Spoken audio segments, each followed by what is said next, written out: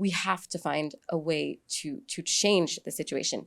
And so that's when I thought of this new phenomenon, this recent phenomenon that has now been even more amplified by COVID, which is this World Wide Web, this virtual sphere that is beyond borders.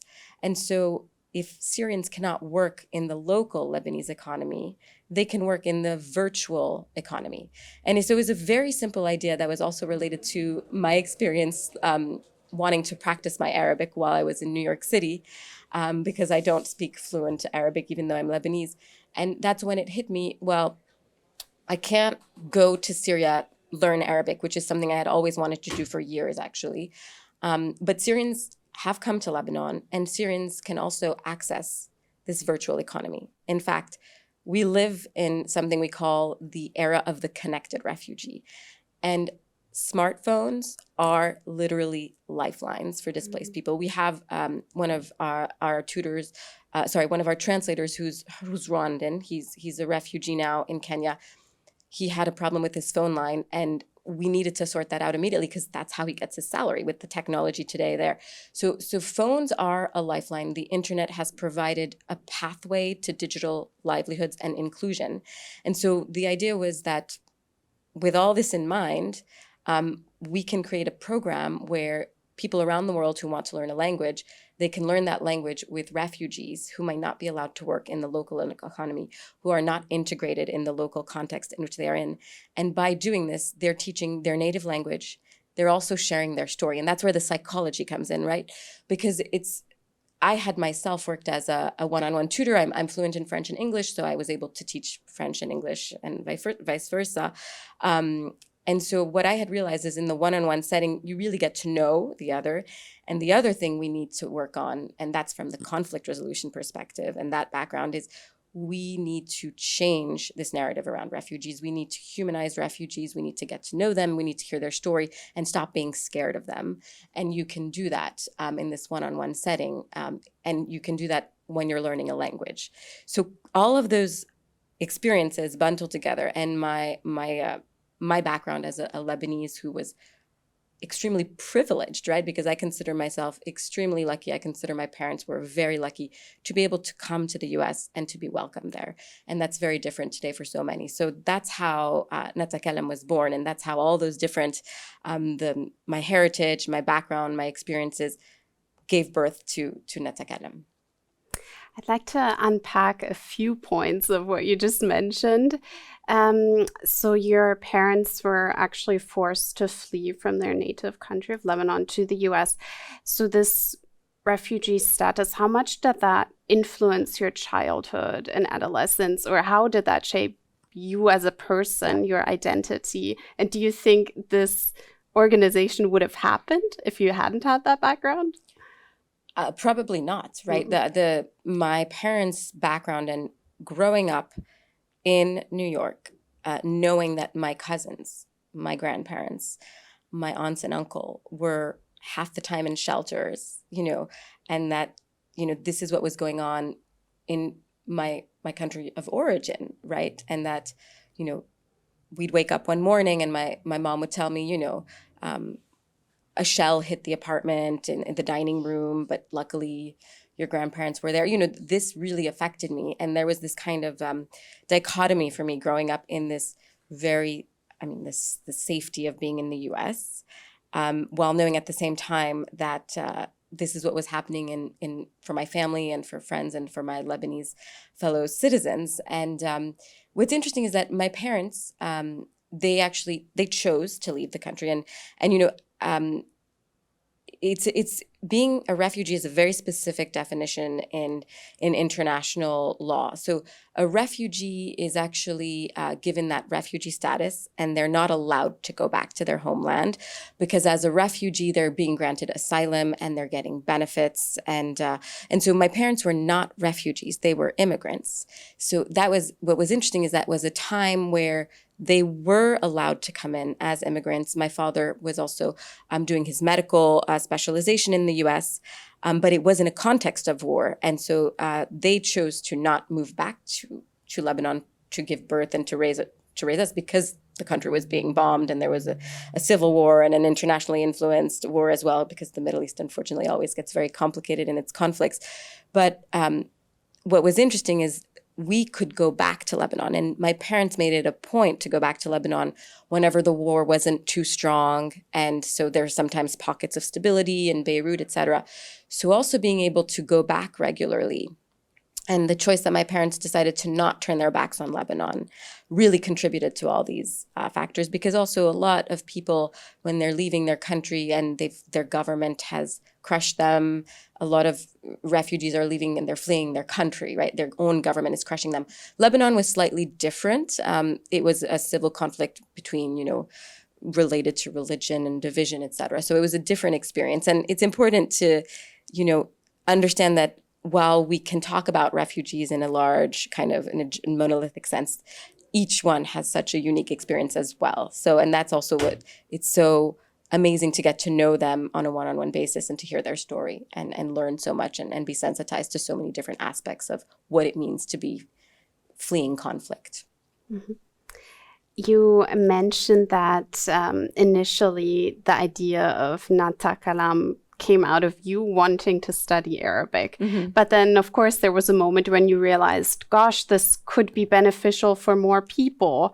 Can you speak more about this moment of you realizing maybe I could turn this into something that more people could be benefiting from? Yeah, well, I mean, in complete honesty, I did not even know what entrepreneurship meant when I came up with the concept of NaTakallam. I really came from a background of the human rights journalist, policy perspective. Business and entrepreneurship were concepts that I was not extremely excited about. I have a very critical perspective of where the business world has brought us to today. And so it was very interesting for me to just think of it as a very practical perspective and realize effectively what I am building is a business whose core mission is good, is saving lives, right? So when I launched NaTakallam, I really had no idea where it would end up and what it would lead to. But it really picked up. And then, of course, I mean, refugees are not only from Syria.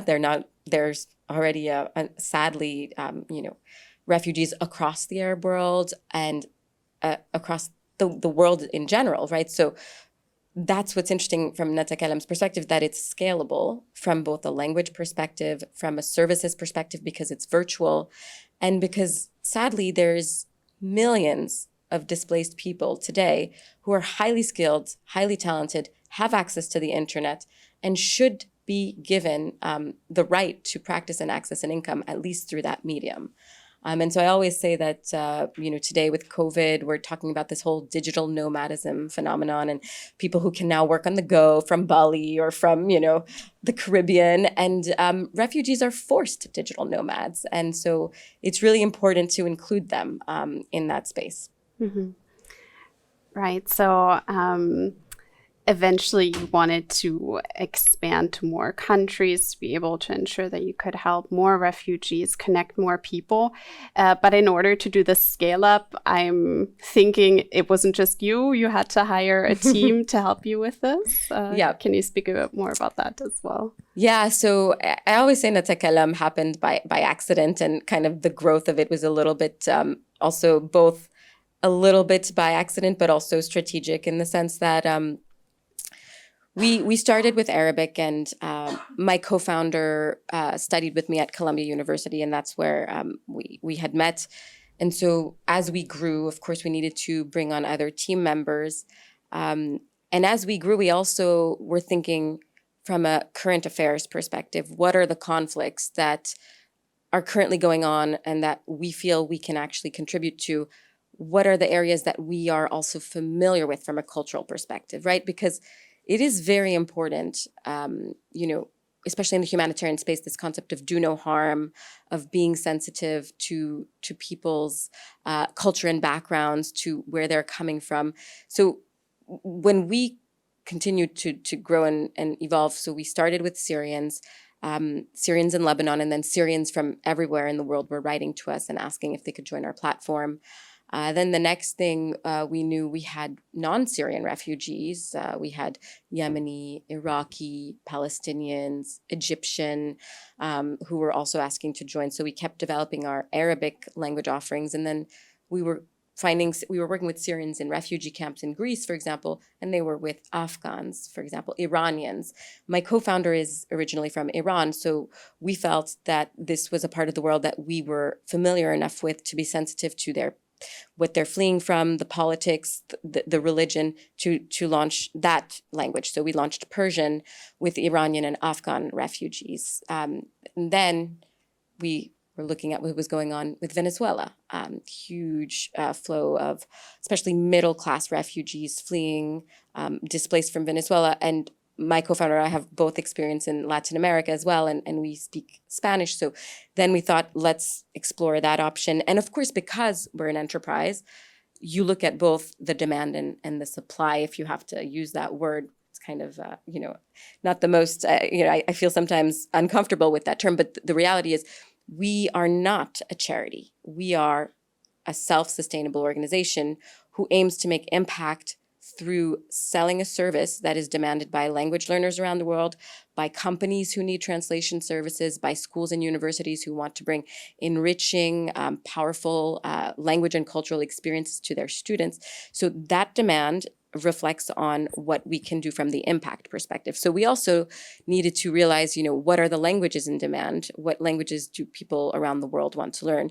And then, of course, we decided to move on to French and look at Francophone African communities and so forth. And our latest edition is Ukrainian and Russian in response to what has happened this year.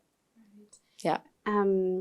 So, of course, through these refugees, they offer services, whether it's tutoring or translating.